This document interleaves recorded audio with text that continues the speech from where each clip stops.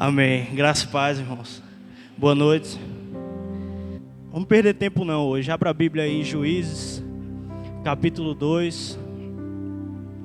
Quem não tem, tenta aí ler com alguém, com o irmão. Seria legal que todo mundo lesse, para não perder. Amém? Juízes 2. A gente vai ler a partir do 7.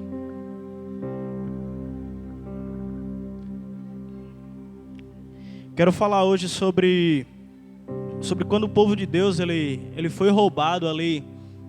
Quando a geração de Moisés e de Josué morre, a Bíblia vai dizer que se levanta uma nova geração. E aquela geração ela foi saqueada. E eu quero falar sobre isso, sobre a geração que foi saqueada. A geração que com o passar do tempo ela foi roubada. Daquilo que, muitas coisas que o Senhor entregou àquela geração foi roubada. Amém? Eu estou com muita palavra hoje no meu coração, então agarra aí sua Bíblia aí, a gente vai ler um pouco. Quem não gosta de ler a Bíblia vai aprender a ler hoje. Amém? Juízes 2, a gente vai ler do 7, amém? Posso começar? Diz assim: serviu o povo ao Senhor todos os dias de Josué, e todos os dias dos anciãos que ainda sobreviveram, por muito tempo depois de Josué, e que viram todas as grandes obras feitas pelo Senhor a Israel. Faleceu Josué, filho de Num, servo do Senhor, com a idade de 110 anos. Sepultaram-no no limite da sua herança em Timnat-Heres, na região montanhosa de Efraim, ao norte do Monte Gaás. Verso 10. Foi também congregada a seus pais toda aquela geração. E outra geração após ele se levantou que não conhecia o Senhor, nem tampouco as obras que fizera Israel. Então fizeram os filhos de Israel o que era mal perante o Senhor, pois serviram aos Baalins. Deixaram o Senhor Deus de seus pais, que os tirara da terra do Egito, e foram-se após outros deuses, dentre os deuses da gente que havia ao redor deles, e os adoraram, e provocaram o Senhor a ira, porquanto deixaram o Senhor e serviram a Baal e a Astarote. Pelo que a ira do Senhor se acendeu contra Israel, e os deu na mão dos espoliadores, que significa ladrões, que os pilharam, que os roubaram, e os entregou na mão dos seus inimigos ao redor, e não mais puderam resistir a eles. Por onde quer que saíam, a mão do Senhor era contra eles para seu mal, como o Senhor lhes dissera e jurara, e estavam em grande aperto. Suscitou o Senhor juízes que os livraram da mão dos que os pilharam. Contudo, não obedeceram aos seus juízes, antes se prostituíram após outros deuses e os adoraram. Depressa se desviaram do caminho por onde andaram seus pais na obediência dos mandamentos do Senhor, e não fizeram como eles. Amém?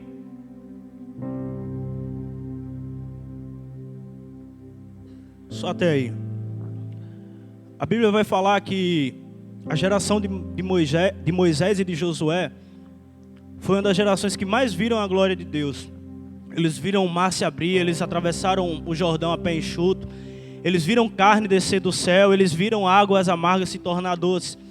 A palavra do Senhor vai dizer que toda aquela geração morre e se levanta uma nova geração após eles, que não conhecia o Senhor e que não conhecia as obras que o Senhor tinha feito a Israel.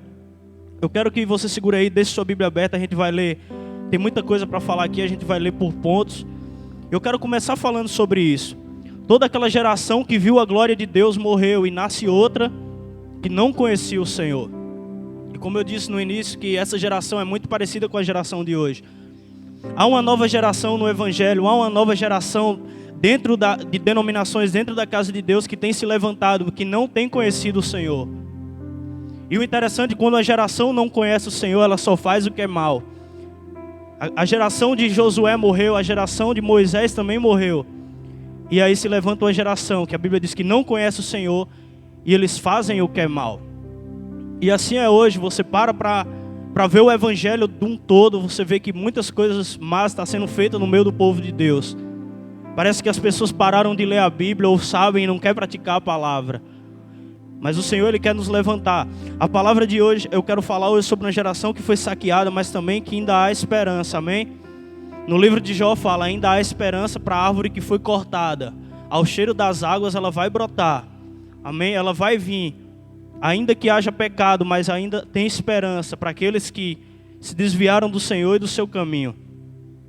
Então aquela geração que se levanta após Josué, após Moisés, eles começam a idolatrar, a fazer o que é mal. E a Bíblia vai dizer aqui no verso 14, que a ira do Senhor se acendeu contra eles. O Senhor ficou irado contra eles. E assim é essa geração. Muitas vezes as pessoas falam, não, Deus abomina o pecado, mas ama o pecador.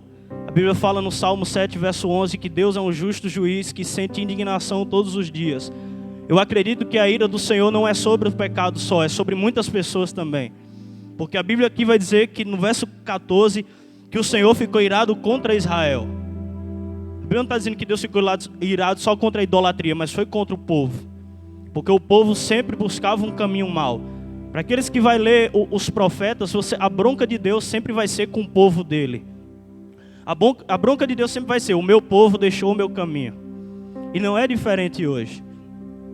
Eu acredito que a indignação de Deus também, ele é contra a sua igreja hoje. E é preciso a gente falar isso. Porque a gente pouco fala, né, sobre o juízo de Deus. A gente acaba pende mais para um lado do que para o outro, fala mais sobre perdão, amor, misericórdia. E é bem verdade que essas coisas existem, mas também existe o juízo do Senhor. A Bíblia diz que tudo que o homem plantar, ele vai colher. Então essa ideia de que Deus só abomina o pecado, ela não é errada. Ou melhor, ela é errada. Porque no julgamento, Deus não vai julgar só pecado, Ele vai julgar o homem também, junto com seus pecados, amém? Então aquela geração foi roubada. E eu quero pregar sobre isso, a geração que foi roubada e a semelhança dessa geração. A nossa geração, ela tem sido roubada, a verdade é essa. É só a gente pegar quem a gente era e quem a gente é hoje. Como assim a gente está sendo roubado? A gente foi roubado na vida de oração. A gente foi roubado na meditação da palavra. A gente foi roubado na comunhão. Hoje em dia a comunhão dentro da igreja é superficial. É aquele joguinho de líder, de não sei o que, mas muitas vezes as pessoas esquecem do verdadeiro cuidado. Se esquecem do estar junto. Muitas vezes é algo que é maquiado e o Senhor quer restaurar isso na igreja. Os costumes que foram perdidos. As coisas que o Senhor implantou dentro da igreja, mas que o inimigo foi comendo pelas beiradas aos poucos. Se você for ler Atos 2, a igreja de Atos, ela crescia. Era simples a forma que a igreja de Atos crescia. Não tinha nenhum evento, não tinha ninguém famoso. Era só eles se reunindo, compartilhando do pão, compartilhando tudo, sendo simples e vivendo o evangelho. E ali eles cresciam. Mas só que ao longo do tempo a igreja foi se tornando dura, cheia de departamentos, cheia de coisinhas humanas que a gente foi perdendo. E assim como o inimigo roubou aquela geração ali que veio depois de Josué, o inimigo ela tem roubado a nossa geração. O inimigo tem saqueado. Talvez você esteja aqui hoje, mas você já não tem mais nem ânimo. A sua vida de oração está de qualquer jeito. A sua vida na meditação da palavra está de qualquer jeito. E o Senhor quer restaurar isso, amém, no meio da igreja. O Senhor quer trazer isso de volta no meio da casa dele. Amém? Veja comigo aí, versículo 14. Pelo que a ira do Senhor se acendeu contra eles, e os deu na mão dos ladrões, espoliadores que os roubaram, e os entregou na mão dos seus inimigos ao redor deles, e não mais puderam resistir a eles. A semelhança de nós hoje. Muitos de nós não conseguimos mais vencer.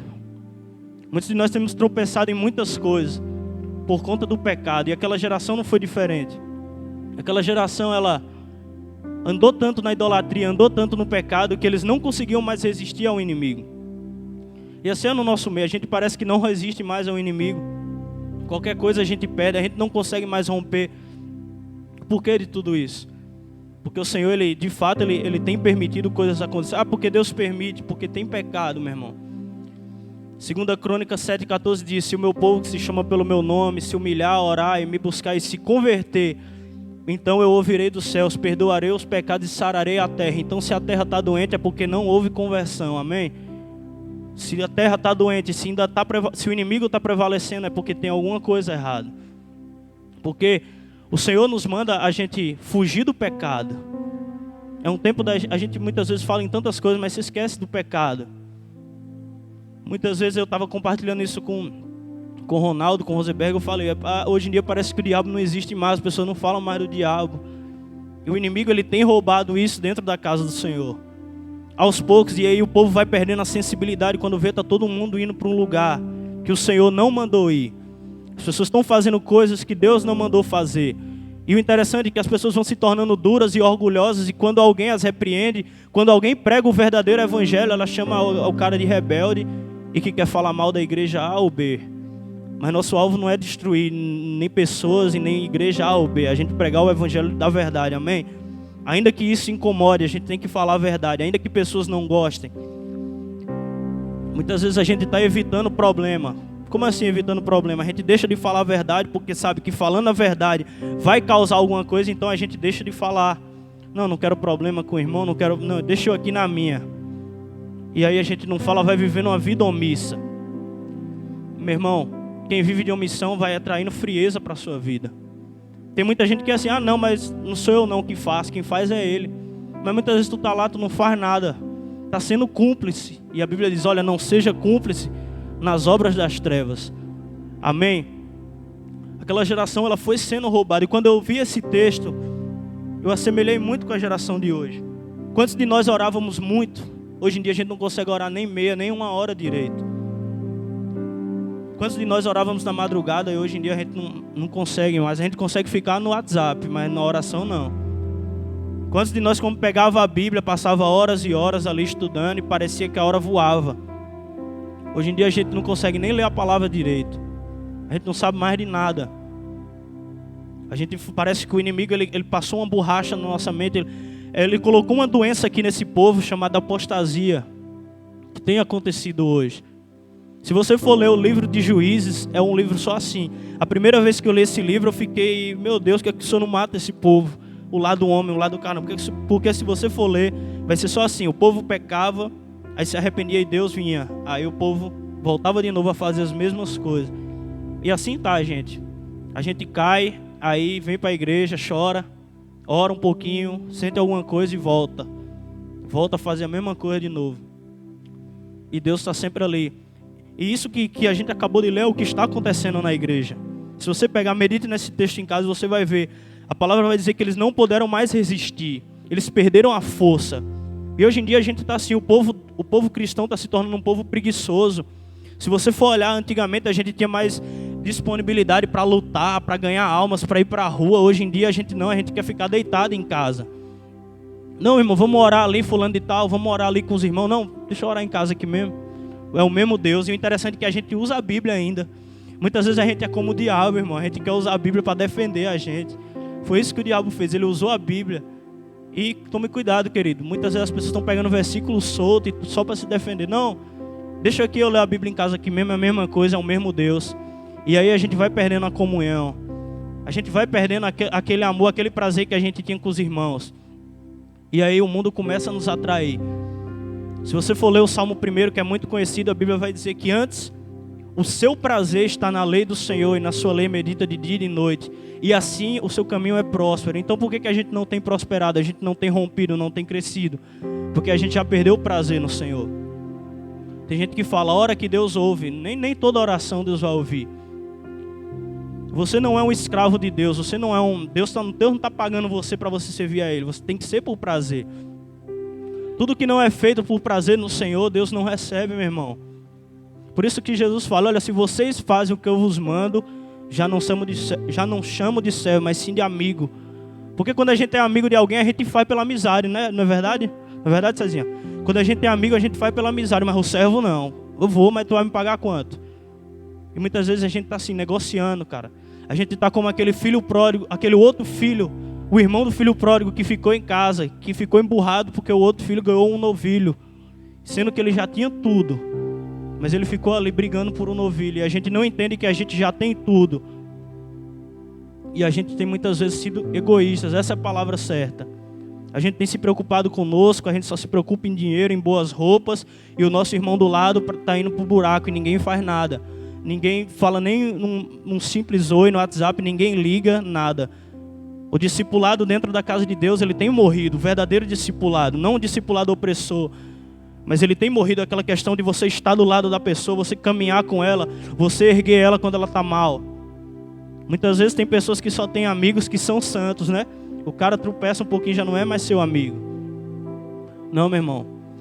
Tem pessoas que Deus vai colocar na sua vida que você não pode desistir delas, amém? Tem pessoas que Deus vai colocar na sua vida para você cuidar delas. Uma vez me contaram um testemunho, eu achei interessante, eu vou contar para vocês. O cara chegou numa igreja, foi visitar uma igreja. E esse cara, ele gostava muito de beber, ele era um ímpio. Quando ele chegou num lugar para sentar, uma pessoa disse, não senta aí não, porque já tem lugar marcado. Aí ele foi e procurou outro lugar. Aí quando ele procurou outro lugar, outra pessoa disse, não, aí já tem um lugar marcado. Aí ele ficou estressado e disse, rapaz, pois quando eu chego lá no bar, puxa uma cadeira para mim. E aqui vocês não querem me deixar nem eu sentar em uma cadeira. E muitas vezes é assim, cara. As pessoas lá no mundo, parece que eles amam mais uns aos outros que nós que temos a presença de Deus.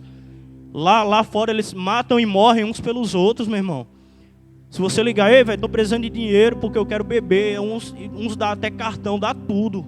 Dá até a vida pelo outro. Não, velho, se alguém vai mexer com você, a gente vai matar, a gente vai fazer. Não, mas eu não estou dizendo que a igreja tem que fazer isso. Porque a Bíblia diz que os filhos das trevas são mais hábeis na sua geração. Mas só que a gente tem que converter essas coisas nas coisas de Deus, amém? Se o mundo cuida das pessoas lá, entre aspas, se eles pagam preço pelos deuses, por que a gente vai deixar o nosso irmão morrer? E muitas vezes a gente quer ganhar o povo para Jesus. Vamos ganhar o mundo e a igreja está doente. Que Deus não permita que a gente venha ganhar pessoas se a gente não cuidar aqui, meu irmão. Porque senão a gente vai ganhar e a pessoa vai chegar aqui e vai ficar que nem as outras também.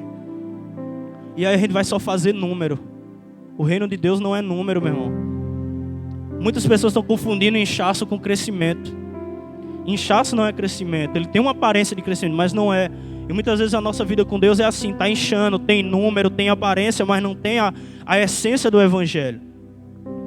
Quando Paulo escreve aos Coríntios, ele diz, olha, eu receio que assim como Satanás enganou Eva, assim seja a vossa mente corrompida e se aparte do seu coração da simplicidade e da pureza do Senhor.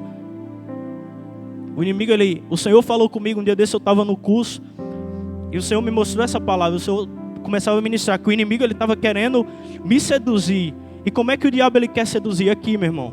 Se o diabo tocar aqui em você, ele mexe com tudo. Então, Lamentações 3:21, quero trazer à memória aquilo que me traz esperança, amém? Traga a palavra, meu irmão. A gente foi tão roubado que até acreditar na Bíblia a gente não acredita mais, a gente lê e fecha. Antigamente os ímpios vinham falar com a gente alguma coisa, não, porque na Bíblia está escrito assim, hoje em dia a gente não está mais nem aí. O ímpio vai falar, mas se Deus isso, mas é assim mesmo, e a gente é compatível com tudo. Sabe aquela loucura, aquela loucura que a gente tinha pelo Senhor? Deus quer resgatar isso em nós. A gente está como a igreja de Éfeso, a gente luta, a gente batalha, a gente aguenta as pancadas, mas a gente só perdeu o amor. Aquele prazer de estar com o Senhor quando ninguém vê, quando ninguém está dando nada por você. E hoje eu estava lembrando muitas coisas quando eu era novo convertido. Meu Deus, era cada loucura. Eu lembro que essa aqui em especial, quando eu era novo convertido, eu comecei a me pender um pouco por esse lado de libertação, né? Tem uns caras que ficam viajando, né? Fica estudando demônios. Não faça isso, irmão, amém? Lê a Bíblia e medite nas Escrituras. Mas eu fui por esse lugar aí. E aí teve um culto na casa de Cezinha, chegou um cara lá muito doido, tudo doidão, dizendo que era satanista. Aí eu pensei comigo, é hoje que eu vou exercer meu ministério. É hoje. Aí na hora da oração lá, ô irmão, vou orar em você aqui, vem cá. Larguei a mão lá na cabeça dele, e aí o cara caiu. Quando ele caiu, ele ficou com o olho branco lá. Só que eu era novo convertido, eu nunca tinha muita experiência com isso. E ele manifestou lá, e eu, vem cá, eu corri, irmão. Então essas coisas a gente vai perdendo, essa essência de pregar. Hoje em dia a gente tem medo de falar de Jesus, com medo do que as pessoas vão falar. A gente tem medo de falar de Jesus, o que é que vão falar de mim? E antigamente não, a gente entrava, a gente metia as caras. E interessante que antigamente ninguém tinha dinheiro, era todo mundo lascado, mas só que era todo mundo ousado, irmão. Todo mundo ousado, ninguém temia nada. Mas vão falar mal, meus amigos, eu não estou nem aí para nada. Meus pais, ninguém está nem aí. Mas só que hoje a gente cresceu, né? A gente tem que meditar nessa palavra, crescimento. Porque muitos falam que cresceu, mas na verdade caiu.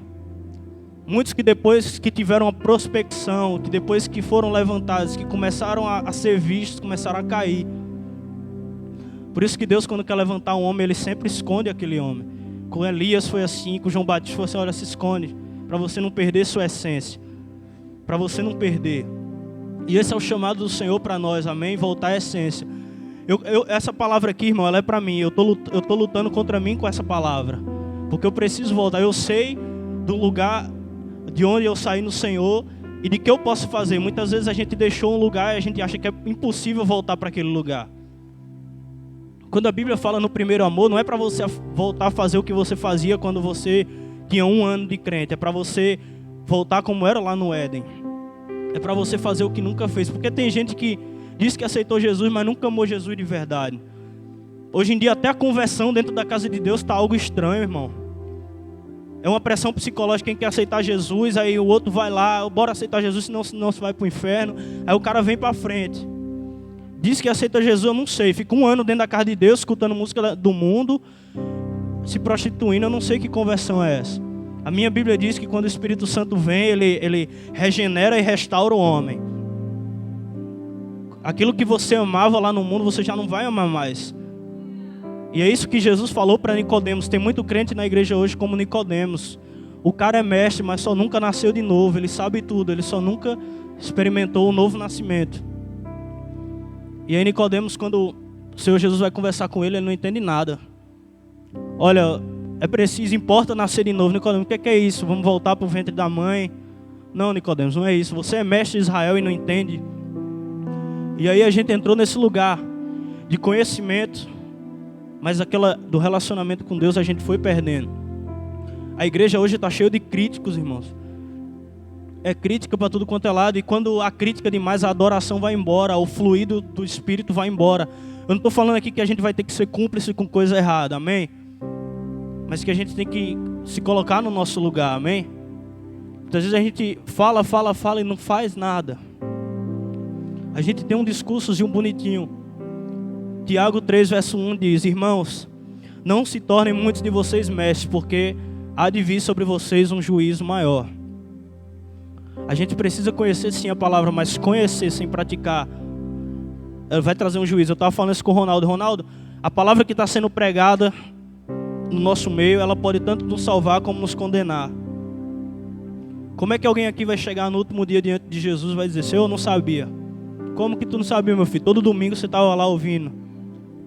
Como que você não sabia? Que você estava todo dia com pessoas que me buscam, com pessoas que fazem, que você está lá perto vendo. É tempo da gente tirar as muletas, sabe? Como o pastor que falou: olha, não fale da tribo de Gade, da gente sair da sombra. Ah, eu sou da igreja do pastor Álvaro. Não importa, meu irmão.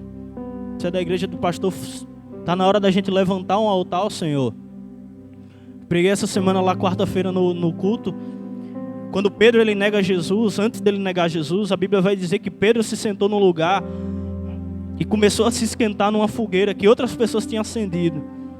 E assim está a igreja hoje. Está muito crente se esquentando na fogueira dos outros, se escondendo debaixo das asas dos outros. Ah, é porque meu líder é fulano de tal. O cara usa o crachá do líder para fazer o que ele quer. Aí já o outro, que o líder não é muito conhecido, já não tem muito moral. Não, meu irmão. Deus quer levantar cada um aqui. Vida com Deus é vida em coletivo, mas também no pessoal, amém? Não adianta só vir para o culto dia de domingo. É segunda, terça, quarta, quinta, todo dia, meu irmão. Se não fosse um altar que eu tivesse levantado para Deus no meu coração, com tantas coisas, tantas lutas, eu não ia aguentar, meu irmão. Vai chegar uma hora que o pastor não vai dar conta, que o pastor não vai ligar, que o pastor não vai falar, que o irmão não vai estar. E aí, como é que vai ficar? Vai ter uma hora que é só você e Deus. E se você não construir esse lugar para Deus? Eu sou testemunha disso, que muitas coisas o Senhor permitiu que passasse só eu e Ele, para me aprender a viver na dependência dEle. Quantas vezes eu já tive, tomara que chegue um irmão aqui, muitas vezes Deus, calma aí, segura. Só para estar você e Ele ali, a palavra dEle, amém? Porque, meu irmão, se você conseguir vencer, só estando você, Deus e a palavra, nada mais vai parar você.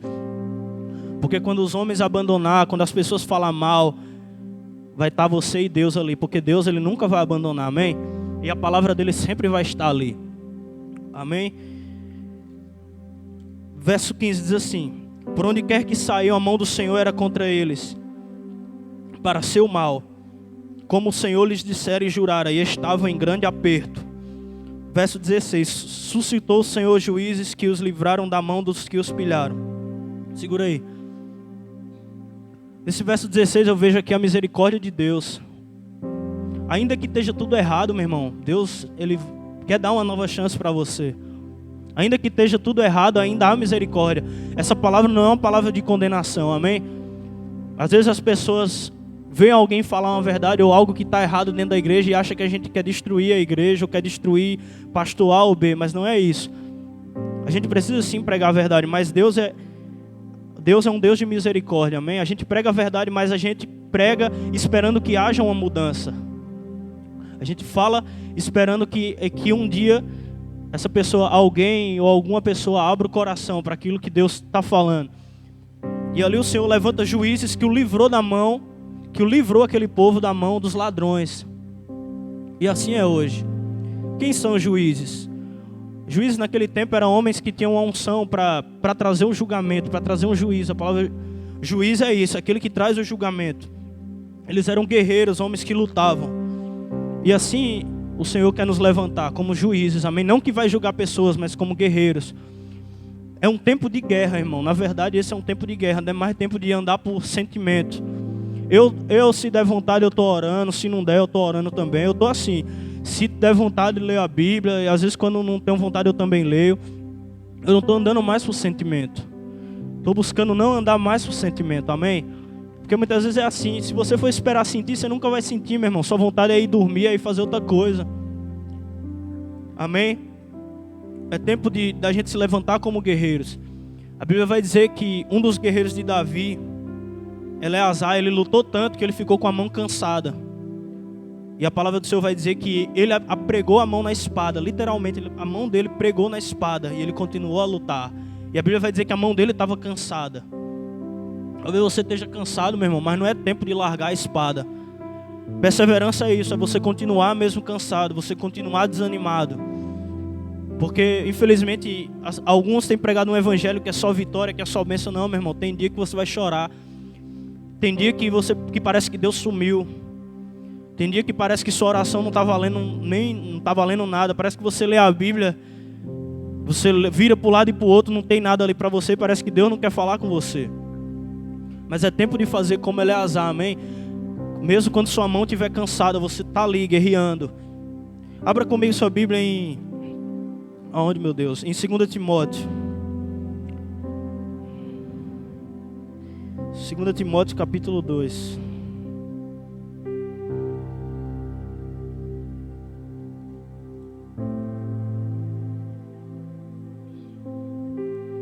A gente vai ler o verso 3 e 4, amém? Posso ler? Diz assim: participa dos meus sofrimentos como bom soldado de Cristo Jesus. Nenhum soldado em serviço se envolve em negócio desta vida, porque o seu objetivo é satisfazer aquele que o alistou. Então Paulo está trazendo uma analogia aqui para Timóteo, que uma vida cristã é como se ele fosse um soldado. E essa é uma palavra muito forte. Soldado tem a ver com guerra, né? E ele fala, olha, participa dos meus sofrimentos como bom soldado. Meu irmão, se você está sofrendo por seguir a Cristo, então é porque você é um bom soldado. E se você vive um evangelho que não dói nada, meu irmão, é porque você já está reprovado. Porque tem pessoas que eu acho, de uma certa forma eu admiro, o cara está tanto tempo na igreja, não passa por uma luta, o cara olha, meu Deus do céu, que é isso que esse cara está vivendo? Se você está muito tempo sem passar por luta, meu irmão, das duas, uma, ou o diabo está se agradando da sua vida, ou você está em pecado. Porque quando você começa a se voltar para Deus, meu irmão, as coisas começam a apertar. O próprio Paulo fala, todos aqueles que querem viver piedosamente em Cristo Jesus serão perseguidos. Quando você começa a se voltar para Deus, quando Satanás nota que um homem começa a se voltar para o verdadeiro propósito, ele começa a se levantar contra aquele homem. Por isso que Satanás não toca em algumas pessoas que estão dentro da igreja. Por quê? Porque não incomoda. O inimigo só vai tocar naqueles que estão incomodando. Paulo só foi preso, só apanhou quando ele expulsou o espírito de adivinhação. Ele podia muito bem, naquela passagem de Atos 16, dizer, rapaz, não vou arrumar problema para mim, vou me sair daqui. Ele não ia ser preso, não ia dar em nada e ele ia sair de boa. Mas só que ele expulsou o demônio e por isso ele apanhou. E é isso que a igreja precisa aprender. Muitas vezes a igreja tem levantado meninos e não soldados. É tempo das pessoas entenderem que servir a Cristo é difícil, é uma guerra. Até Jesus voltar vai ser guerra, meu irmão, não vai ser fácil. Vai ser tristeza, você vai perder muitas vezes. Você vai chorar. Amém? Muitas vezes coisas que você esperava que acontecesse não vai acontecer.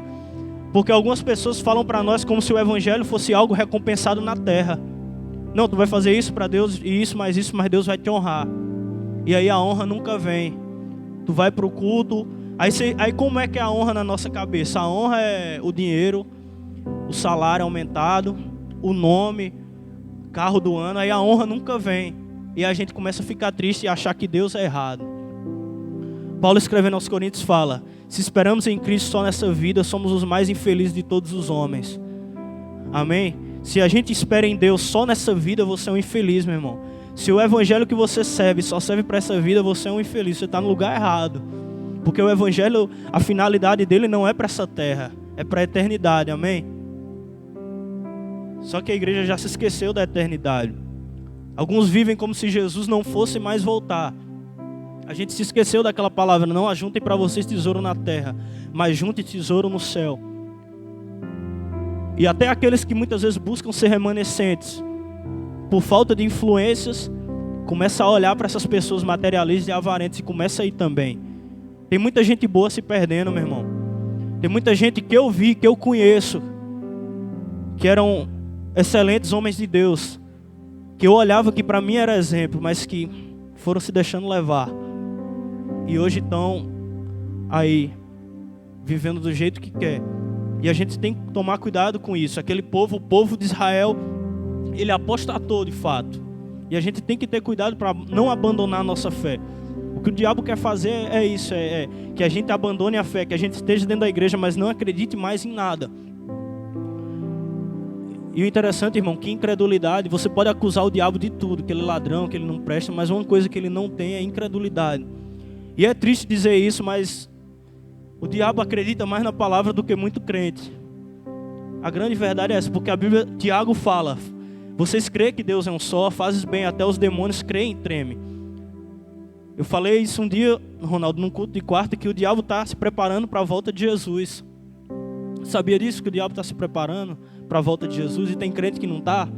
Como assim o diabo está se preparando? Levando um máximo de pessoas que ele pode levar. Apocalipse 12:10, que vai falar que o próprio diabo sabe que pouco tempo lhe resta. O diabo tem a consciência que pouco tempo tem para ele, mas a gente não. A gente acha que vai ter tudo, que a gente vai morrer, que a gente vai viver sempre, que vai ser tudo felizes para sempre. Amém? É tempo da gente ter a consciência que Jesus vai voltar.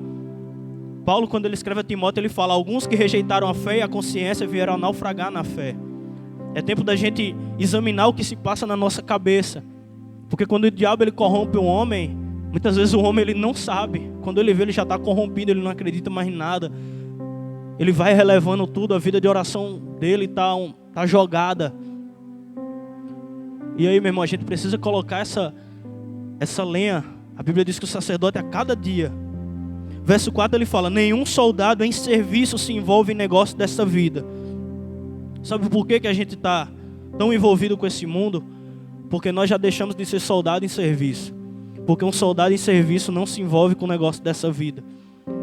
Eu lembro de um tempo que eu liderava eu e mais algumas irmãs lideravam um evangelismo na escola. E era interessante. As pessoas eram crentes na igreja, mas quando eu via na escola era tudo, 80% era desviado. E eu via pessoas ali vivendo por aparência. E eu sou jovem, eu sei como é, irmãos. É difícil você encontrar um jovem que tem uma visão do céu. Hoje está muito complicado, você vai conversar com o cara fala só sobre festa gospel, não tem um negócio interessante, sabe? E às vezes eu acho que o problema está em mim, oh meu Deus, perdoa, está em mim. Está todo mundo indo por um lado e é lógico que ainda tem os remanescentes, eu não estou generalizando. Mas essa é a palavra também especial para os jovens. Deus quer levantar jovens, homens de Deus, mulheres e homens de Deus, porque essa palavra aqui é para um jovem. Paulo ele estava instruindo Timóteo, que era um jovem. Eu gosto muito disso, porque Paulo ele fala: olha, não deixa ninguém desprezar você. Muitas vezes com jovem aí, só um desprezo. Não, é só um menino aí, está pregando aí, daqui a 2 anos está desviado. Tá fazendo isso aí, mas daqui a 2 meses nós não tem mais nada. E é tempo dos próprios jovens acreditar no chamado de Deus. Aquela velha palavra, né, que todo jovem já está cansado de ouvir. Jovens, sois fortes porque a palavra está em vós. Mas você não é forte por causa da juventude. Você é forte por causa que a palavra está em você. Porque tem jovem que tem 20 anos que está morto. Tem jovem que está dentro da igreja há um tempão que não faz mais nada. E até isso, o diabo ele tem roubado no nosso meio essa questão de ganhar almas. Essa questão de conduzir vidas a Cristo. Quanto tempo a gente não leva uma vida? Quanto tempo você não ganha uma alma para Jesus? E aí a gente pega a Bíblia e diz, não, irmão, mas não sou eu não, é o Espírito Santo. E a gente vai jogando, não é para a culpa nas Escrituras. Não sou eu não, é o Espírito Santo que convence. E a gente não evangeliza mais ninguém, porque é o Espírito Santo que convence, então a gente não precisa fazer mais nada, né? E o Senhor quer resgatar isso em nós, amém? Nenhum soldado em serviço se envolve em negócio dessa vida. É tempo da gente voltar para o serviço, meu irmão, para o chamado. A Bíblia vai falar no livro de Neemias, eu acho isso muito interessante, que com a mão eles trabalhavam e com o outro eles estavam com, se eu não me engano, era com a espada. Era trabalhando e com chamado. A espada fala do chamado e ali fala do serviço, eram as duas coisas juntas. E é tempo da gente voltar a fazer isso. Muitos sabem que tem um chamado, que tem uma palavra de Deus, mas engavetaram. Quando Paulo fala com Timóteo, ele diz, olha, as palavras que você recebeu através de profecia, lembra. O diabo ele conseguiu passar uma amnésia na nossa mente, que a gente já esqueceu de tudo que Deus falou.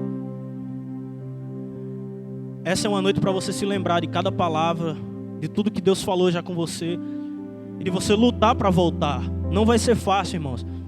Efésios 6, quando Paulo está falando ali com aquela igreja, ele fala, olha, se fortaleçam na força do Senhor e no seu poder. Se fortaleçam de todo o poder de Deus, se revistam da armadura de Deus, para que vocês fiquem firmes contra as ciladas do diabo. E aí a gente já deixou de entender que existe uma batalha espiritual. Pelo fato da estratégia de Satanás ter mudado, a gente acha que ele mudou também. Como o pastor tem falado aqui, essa questão de, antes era todo culto, era certo, né? Você orava, chamava o nome de um demônio ou outro e caía. Hoje em dia o diabo ele conseguiu mudar isso. Hoje em dia raramente acontece isso.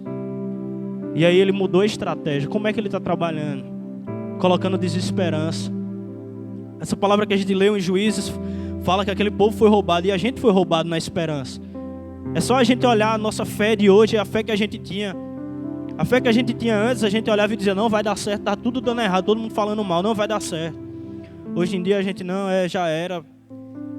O nosso discurso de derrotado, o nosso proceder de derrotado, a gente não se levanta mais.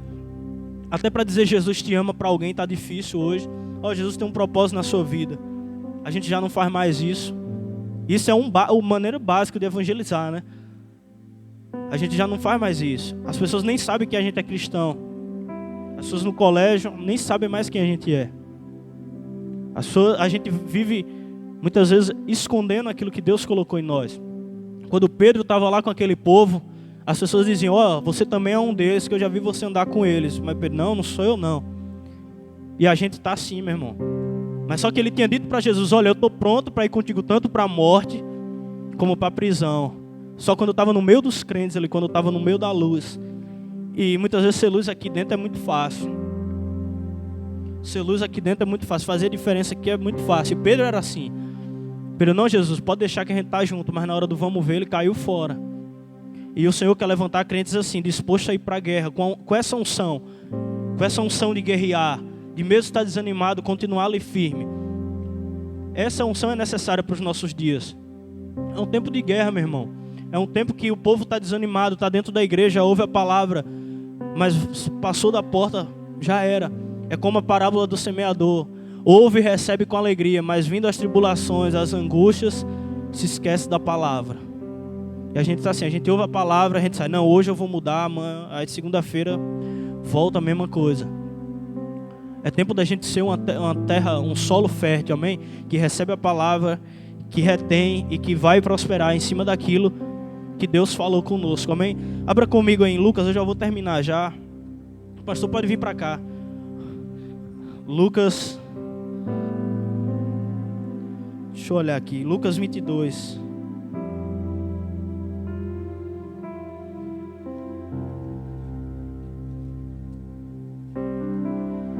Lucas 22, amém? A gente vai ver versículo 36. Diz assim: então lhes disse: agora, porém, quem tem bolsa, tome-a, como também o alforje. E o que não tem espada, venda a sua capa e compre uma. E o que não tem espada, venda a sua capa e compre uma. Olha a recomendação. Jesus já estava no final do seu ministério. E ele fala: olha, larga a capa e compra e pega uma espada agora. O problema é que a igreja já tem uma capa, só não tem a espada mais.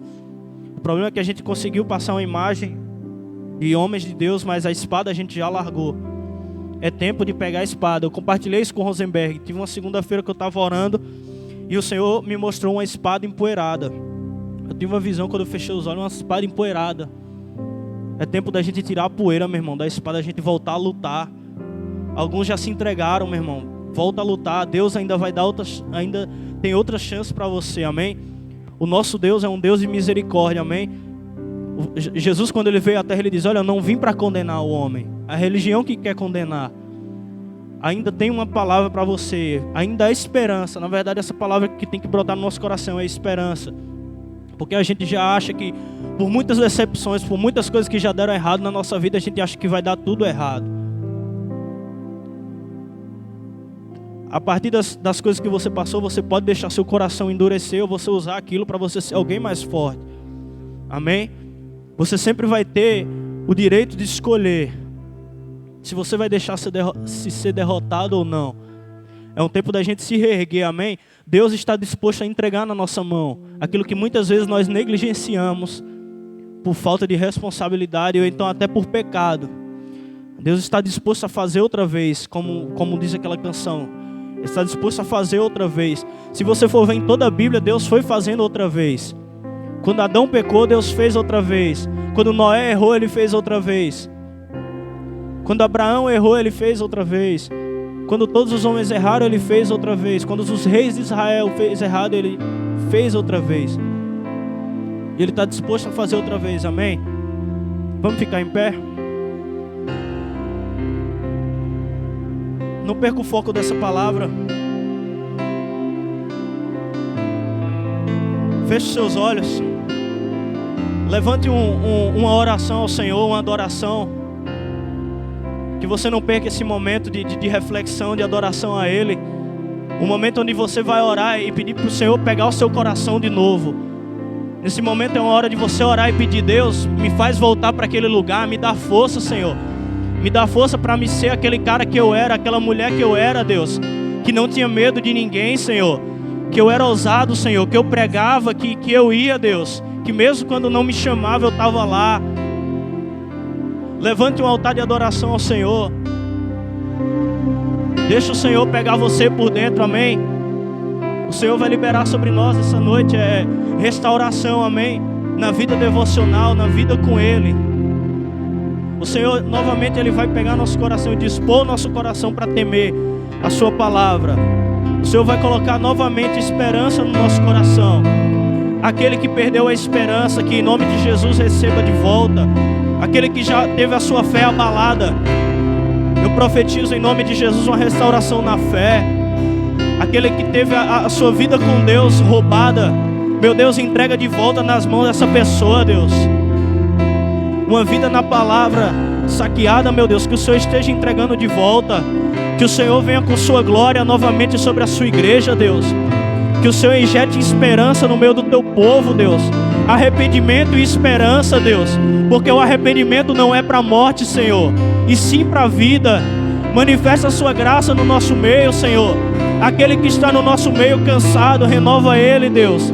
Aquele que já se perdeu, que não sabe mais para onde ir, Deus. Que o Senhor venha com graça sobre ele, Senhor. E que o Senhor toque com fogo em cada vida aqui, Senhor. Que o Senhor sopre o vento sobre a brasa que tem se apagado, Deus. Que o Senhor sopre o vento sobre a cinza, Deus. E que o Senhor faça outra vez, Senhor. Que o Senhor faça outra vez, Deus. Erga uma adoração ao Senhor. Clame ao Senhor, levante uma adoração a Ele.